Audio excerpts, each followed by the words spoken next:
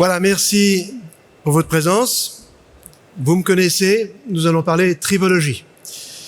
Mais pourquoi faire simple, tribologie et corrosion. Nous sommes deux à vous présenter puisque c'est une collaboration entre Angara Technologies et la HESSO EPIA, excusez-moi. La tribologie est quelque chose de complexe, on va quand même pouvoir le dire. On a un système tribologique qui est sur votre gauche, typique, où l'on a deux surfaces qui vont être en déplacement relatif. Ces surfaces ont ce que l'on appelle chez nous des écrans. Ça peut être de l'oxyde, ça peut être des espèces greffées, ça peut être une texturation, ça peut être très complexe. Sa physico-chimie lui est particulière. Et entre deux, on va avoir un troisième corps qui usuellement est le lubrifiant. Ça pourrait être un liquide synovial, ça pourrait être un bolus alimentaire lorsque on s'intéresse aux dentitions par exemple. À votre droite, vous avez une situation de corrosion classique. J'ai pas représenté la réaction de réduction, mais l'oxydation, on la comprend bien, le métal va se dissoudre spontanément. Et si l'on combine frottement et corrosion, ce que l'on observe, c'est qu'il va y avoir accélération, synergie, donc, entre les deux mécanismes de dégradation.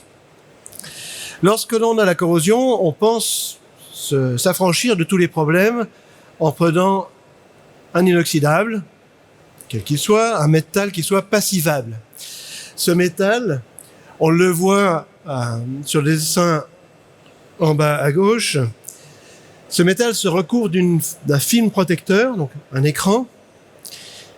Lorsque l'on frotte dessus, cet écran est endommagé, donc on enlève de la matière et il va se recomposer derrière cet écran et pouvoir restopper la corrosion. Donc quelque part, et c'est le sens du graphe qui est à côté, lorsque l'on frotte, on a une signature de corrosion énorme, un courant de corrosion énorme qui peut dépasser quelques ampères par centimètre carré.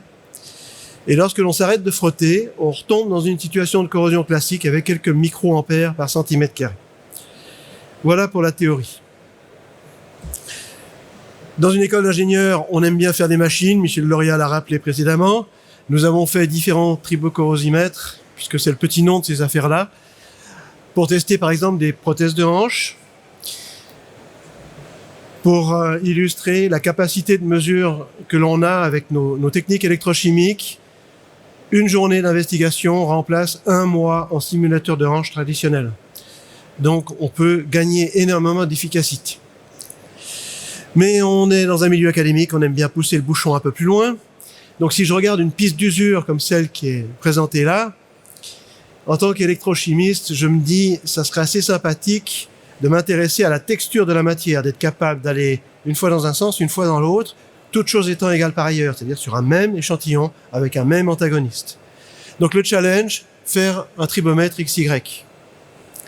Et puis je suis électrochimiste, donc si on pouvait avoir un potentiel de corrosion différent entre le début de la piste et la fin de la piste, eh bien, on pourrait, sur un seul essai, avoir une signature complète de toute l'investigation tribocorrosion possible d'un métal passivable.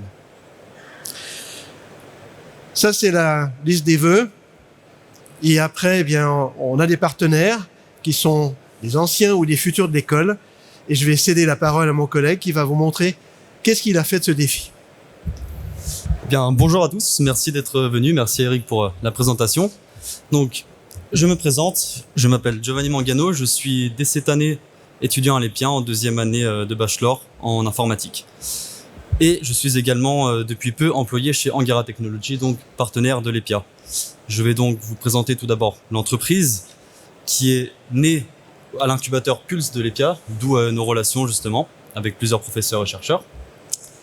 Nous sommes en quelque sorte un cabinet d'ingénieurs spécialisé dans le développement de logiciels, dans des bancs de tests, que ce soit sur des expériences scientifiques ou autres, et également des systèmes temps réel compatibles RF.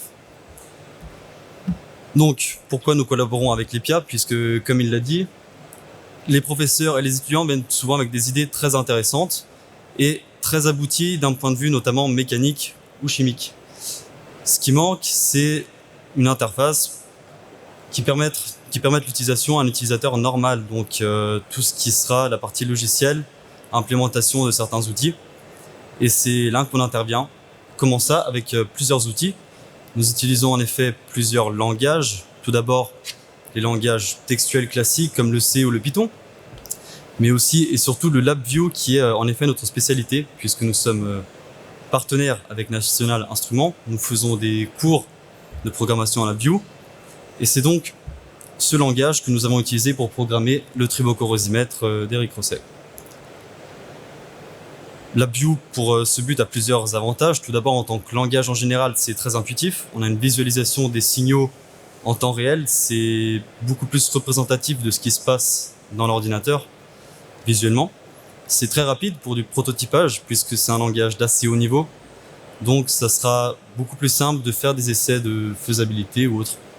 C'est aussi facilement interfaçable. C'est prévu pour construire une interface qui peut être très complexe, dynamique ou statique.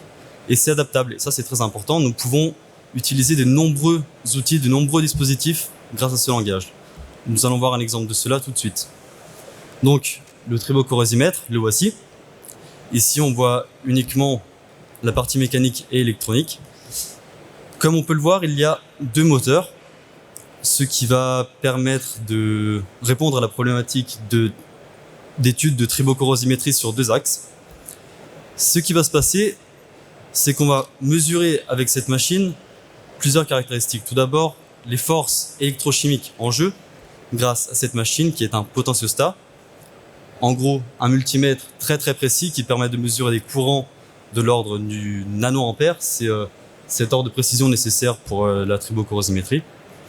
Mais également mesurer des forces mécaniques, notamment des forces de frottement, grâce à des capteurs de proximité inductifs que nous voyons ici, et un support de l'aire de test qui a lui aussi été un projet de diplôme à part entière pour un étudiant de l'EPIA.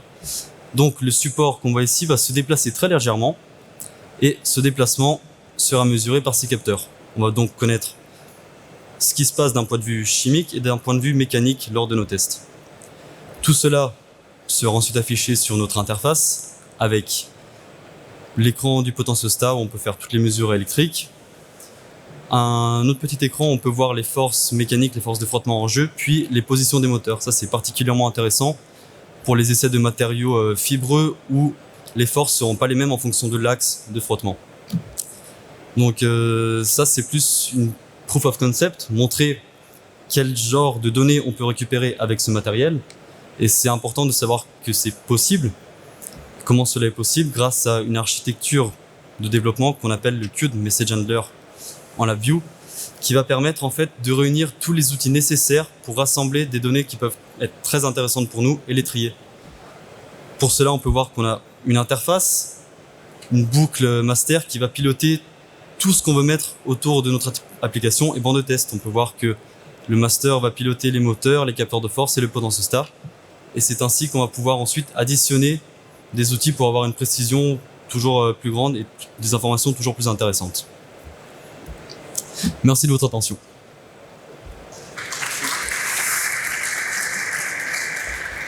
Merci beaucoup. Mais de rien, merci.